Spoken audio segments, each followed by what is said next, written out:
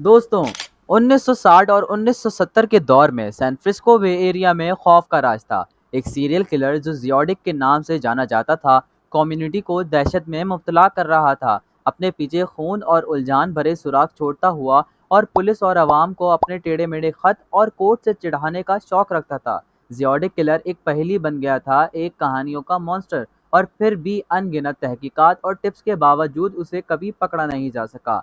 हम जियोडिक किलर की खौफनाक असल कहानी को एक्सप्लोर करते हैं और अनकही थ्योरीज और सस्पेक्ट्स को डिस्कस करते हैं जो सालों में सामने आई। आइए जानते हैं जियोडिक किलर की हिस्ट्री को। मेरा नाम है Ayan. Noon, a team of specialists who investigate cold cases says it has identified the Zodiac Killer. Zodiac Killer taunted Bay Area authorities back in the 1960s with complex ciphers and letters sent to newspapers and law enforcement. The Zodiac Killer was tied. The Zodiac Killer, who operated in Northern California in the late 1960s. The Zodiac murdered 5 known victims in the San Francisco Bay Area between December 1968 and October 1969, operating in rural, urban, and suburban settings. The Zodiac Killer, who operated in Northern California in the late 1960s. The Zodiac murdered 5 known victims in the San Francisco Bay Area between December. The Zodiac's known attacks took place in Benicia, Vallejo, unincorporated Napa County, and the city of San Francisco proper. Of his 7 wounded victims, 2 survived. He coined his name in a series of taunting messages that he mailed to regional newspapers in which he threatened killing sprees and bombings if they were not printed. The Zodiac Killer, who operated in Northern California in the late 1960s. The Zodiac murdered 5 known victims.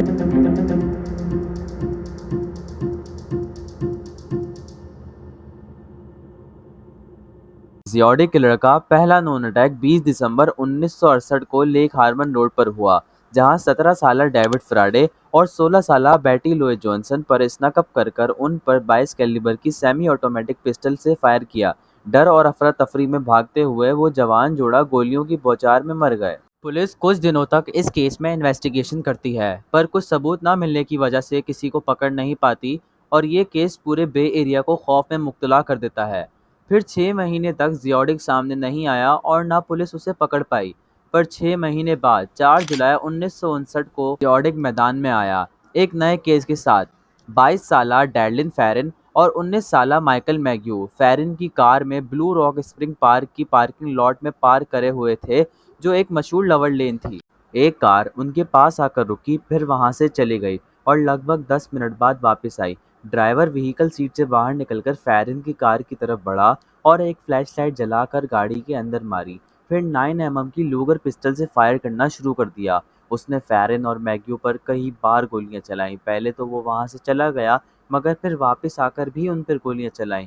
डायलिन फेरिन अपनी injury से मर गई, जबकि Michael मैग्यू बुरी तरह जख्मी होने के बावजूद भी जिंदा बच गया और उसने पुलिस को जियोडिक किलर का स्केच बनवा कर दिया, जो पुलिस के बहुत ज़्यादा काम आया।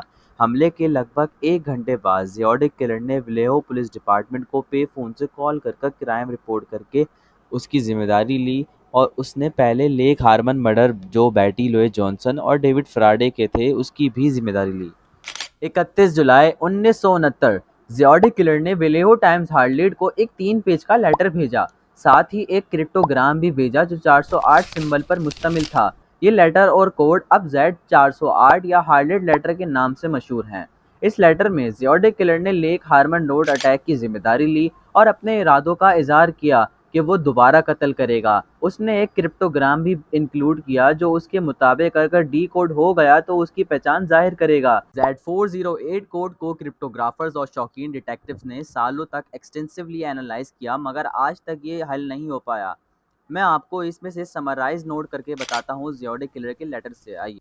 I like killing people because it is so much fun. It is more fun than killing wild game in the forest. Because man is the most dangerous animal of all. To kill something gives me the most thrilling experience. It is even better than getting your rocks off with a girl. The best part of it is they when I die I will be reborn in paradise, and they I have killed will become my slaves. Will not give you my name because you will try to slow down or stop my collecting of slaves for my afterlife. Zodiac killer के लिए क्रिप्टोग्राम्स और code से fascination था। इसने local newspapers को कई letters और cryptograms भेजे, जिसमें San Francisco Chronicle, San Francisco Examiner and Vallejo Times Herald भी शामिल हैं। इन लेटर्स में एस्ट्रोलॉजी, एस्ट्रोनॉमी और एंशिएंट माइथोलॉजी के रेफरेंसेस भी थे, साथ ही टॉन्टिंग मैसेज और थ्रेड्स भी। जियोडिक किलर का तीसरा हमला 20 साला ब्रायन हार्टनेल और 22 साला सिशेलिया शेफर्ड लेक वर्सिया के किनारे रिलैक्स कर रहे थे जब एक आदमी उनके पास आया। उस आदमी ने एक काला एग्जीक्यूटर स्टाइल हुड पहना हुआ था और उसकी चेस्ट पर कर्सियर जैसा सिंबल बना था। उसने एक गन पकड़ी हुई थी जो बाद में 45 कैलिबर सेमी ऑटोमेटिक पिस्टल पहचानी गई। उस आदमी ने कहा कि वो एक भागा हुआ कैदी है और उसे पैसे और कार चाहिए मैक्सिको भागने के लिए। ज़ोडिएक ने सिसेलिया को कहा कि ब्रायन के हाथ प्री प्लास्टिक क्लोज लाइन से बांध दे। उसके बाद उसने सिसेलिया के हाथ भी बांध दिए।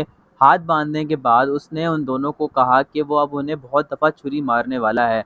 उसके बाद उसने उनको छुरी चलाना शुरू कर दी। ब्रायन हार्टनेल को पीठ में 6 दफ़ा छुरी मारी गई। सिसेलिया शेफर्ड को पीठ और पेट में 10 दफ़ा छुरी मारी गई। हमले के बाद आदमी ब्रायन की कार के पास गया, उस पर वही कर्सियर सिंबल बनाया और अपने पहले के हमलों की तारीखें लिखी। साथ ही सितंबर 27 6:30 बाय नाइफ लिखा। ज़ोडिएक के पास के पेफोन पर गया और नापा कंट्री शेरिफ ऑफिस को अपने जुर्म की रिपोर्ट दी। हमले का इकरार किया और लोकेशन बताई। कॉल ट्रेस हुई लेकिन किलर पहले ही वहां से चला गया था। ब्रायन हार्टनेल इस हमले में जिंदा बच गया, हालांकि वो बुरी तरह से जख्मी हुआ था और उसने मदद हासिल की। सिसेलिया शेफर्ड ने पहले जिंदा बचकर पुलिस को मालूमात दी, लेकिन वो अपने जख्मों की वजह से 2 दिन बाद चल बसी। पुलिस की अभी तक की इन्वेस्टिगेशन का रिजल्ट। पुलिस ने बहुत सारे सस्पेक्ट्स पर शक किया पर एविडेंस ना होने की वजह से किसी को पकड़ नहीं पाए। पुलिस की अभी तक की इन्वेस्टिगेशन में पुलिस ने इन अटैक्स में एक क्लियर पैटर्न देखना शुरू कर दिया कि किलर ने यंग कपिल को शेड्यूल्ड एरिया में टारगेट किया और मुख्तलिफ मेथड्स जैसे शूटिंग और स्टबिंग यूज किया है। ये साबित होता है कि किलर एक शातिर और चालाक शख्स है। ज़ोडिएक किलर के न्यूज़पेपर को भेजे गए लेटर जिसमें क्रिप्टोग्राम्स और टॉन्टिंग मैसेजेस शामिल थे, केस में पब्लिक और मीडिया डिमेंशंस ऐड हो गए थे। पुलिस समझ गई थी कि किलर तवज्जो हासिल करना चाहता है और डर फैलने का लुत्फ उठा रहा है। कुछ फॉरेंसिक एविडेंस जैसे फिंगरप्रिंट और प्लास्टिक एविडेंस क्राइम सीन से इकट्ठा करने के बावजूद पुलिस किलर को आइडेंटिफाई करने में मुश्किलात महसूस कर रही थी। यह एविडेंस किसी एक सस्पेक्ट को कंफर्म करने के लिए काफी नहीं। मुख्तलिफ लॉज इन्फोर्समेंट एजेंसी जैसे विलेहो पुलिस डिपार्टमेंट, नापा कंट्री शेरिफ और सैन फ्रांसिस्को पुलिस डिपार्टमेंट ने मिलकर ज्यादा करीबी तौर पर कोलैबोरेट करना शुरू कर दिया। इन्फॉर्मेशन और रिसोर्स शेयर करने लगे ताकि किलर को आसानी से पकड़ा जा सके। पुलिस ने इन्फॉर्मेशन के लिए पब्लिक अपील की। किसी भी शख्स जो क्राइम या क्रिप्टोग्राम के बारे में कुछ भी जानता हो वो आगे आए की दरख्वास्त की। उन्हें उम्मीद थी कि कोई हैंडराइटिंग या दूसरी डिटेल पहचान सकें ताकि किलर को आसानी से पकड़ा जा सके। 11 अक्टूबर 1969। किसी को क्या पता था कि ज़ोडिएक पुलिस की अभी तक की सब सस्पेक्ट्स और इन्वेस्टिगेशन पर पानी फेरने वाला है, क्योंकि अब चौथी बार ज़ोडिएक फिर मैदान में आया एक नए केस के साथ। इस रात को सैन फ्रांसिस्को कैलिफोर्निया में ज़ोडिएक किलर चौथे कंफर्म केस में ड्राइवर पॉल स्टेन को मारता है। रास्ते में किसी वक्त ज़ोडिएक ने पॉल स्टेन को सर में गोली मार दी। गवाहों ने गोलियों की आवाज सुनी और एक शख्स को मंजर से निकलते देखा। गवाहों ने किलर को सफेद मेल तकरीबन 35 साल बताया, क्रू कट हेयर स्टाइल वाला। उसने चश्मा और एक डार्क जैकेट पहन रखी थी। हमला करने वाला पॉल स्टेन का वॉलेट और उसके खून से रंगीन शर्ट का कुछ हिस्सा लेकर मुकाम से भाग गया। पुलिस जल्द बाद मुकाम पर पहुंची लेकिन किलर को ढूंढने में नाकाम रही। पॉल स्टेन का कत्ल ज़ोडिएक किलर के एक्शन में एक नुमाया इजाफा की निशानी थी, क्योंकि ये पहला हमला था जो एक तेजी से आबादी वाले शहरी इलाके में हुआ था। कानून की तंजीमों ने किलर को पकड़ने के लिए अपनी कोशिशात को मजीद इंटेंसिफाई किया, लेकिन बेशुमार सुरागों और आवाम की तवज्जो के बावजूद ज़ोडिएक आज तक फरार है। पॉल स्टेन का कत्ल अमेरिका को डर में मुब्तला कर रहा था, क्योंकि ये दिखाता था कि ज़ोडिएक किलर मखसूस इलाकों में महदूद नहीं और वो मशहूर शहरी सदाकों पर हमला करने के लिए तैयार था। ये केस अवाम में मजीद खौफ फैला रहा था और कानून की तंजीमों पर ज़ोडिएक किलर को पकड़ने का दबाव बढ़ रहा था। इस टाइम में ज़ोडिएक अमेरिका में फेमस हो गया था। कुछ लोगों ने फेम हासिल करने के लिए झूठे ज़ोडिएक होने का मुताला किया, जिसमें से एक फेमस किस्सा ये है। 22 अक्टूबर 1969 ज़ोडिएक किलर ने live TV show the Tim Berners show में कॉल किया, जो केजीओ टीवी सैन फ्रांसिस्को में था।